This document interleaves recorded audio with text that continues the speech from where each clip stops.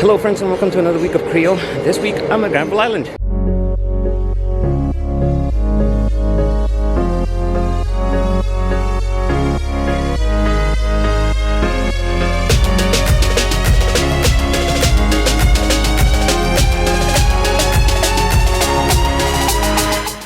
Hello friends, sorry about this noise, but it's a little windy out and I didn't bring my other microphone. So hey, welcome to Granville Island. I'm just hanging out here, hanging out for a little while, buying some vegetables because they're awesome here. Just wanted to talk to you guys today about covenant.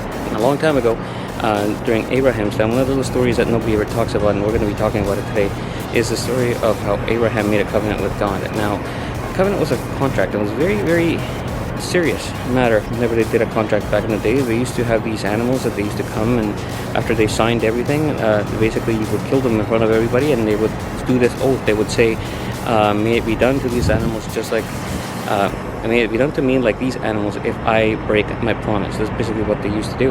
Now this is an incredible thing because it meant that it was serious. Like when it was a serious contract, it wasn't something that you could work your way out of. No such thing as getting a lawyer and kind of working your way out. It was final and it was resolute.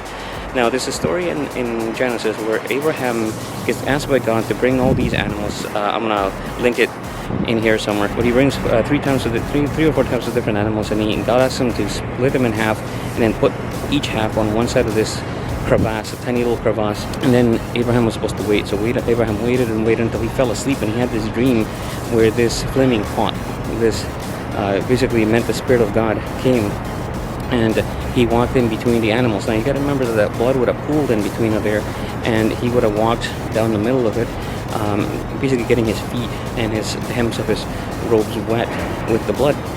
Now this was a way of sealing a contract. It meant that it was very, very serious. It was a super serious contract, and they wanted to make sure that it was ironclad and binding, and it would never be broken. They would do something like that. They would bring these animals. They would make, both parties would have to walk in between those animals, and they would say that oath that I told you earlier before. May it be done to me like these animals if I ever break my word or break the covenant.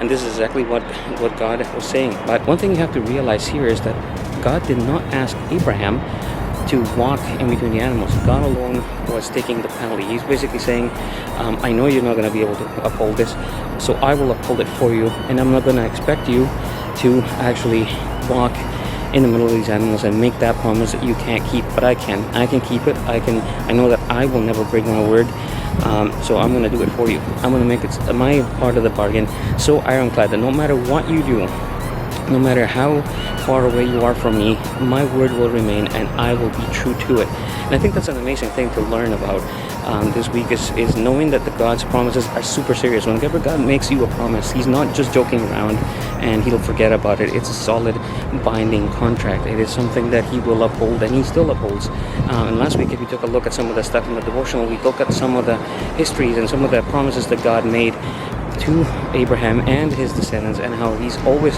kept them throughout the generations, throughout the thousands and thousands of years as he's been around. God kept these promises solidly, and it's amazing to see.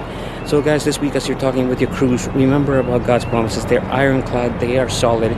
He is not in it just to forget about them, and he doesn't lie when he makes a promise. It is solid and you can count on it. And that's the main thing that I wanted to teach you guys about covenant. So when God made the promise of salvation to the humans, it was ironclad. It was solid. There was no way he was going to break it, and there was no way that he was going to leave us alone and not fulfill his promises. So awesome, guys. Have a fantastic week this Friday at Creo. See you guys next week.